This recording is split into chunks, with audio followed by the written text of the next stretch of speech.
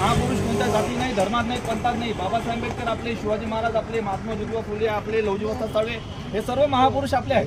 माणसाच्या उन्नतीसाठी या लोकांनी बलिदान दिलेलं आहे, या लोकांनी आहुती दिलेल्या आहेत, रात्र दिवस एक केलेला आहे, बलिदान दिलेलं आहे, घराचा त्याग केलेला आहे. अण्णाभाऊ साठेंनी घराचा त्याग केलेला आहे.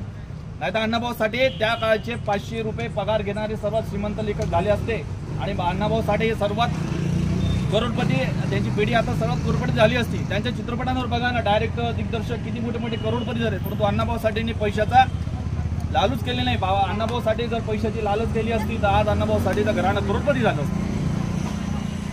जेव्हा अण्णाभाऊ साठे ना एका पत्रकारानं विचारलं की भाऊ तुम्ही झोपडीतच का राहता, तुम्ही मगल्यात का राहत नाही, तुम्ही चांगलं घर का घेत नाही, तुम्हाला महाराष्ट्र शासनाचं मानधन आहे, तेव्हा अण्णाभाऊ साठे म्हणत होते की मला जर गरिबाच्या व्यथा मांडायच्या असतील तर मला झोपड्यातच राहावं लागेल. गरिबाच्या व्यथा जर मांडायच्या असतील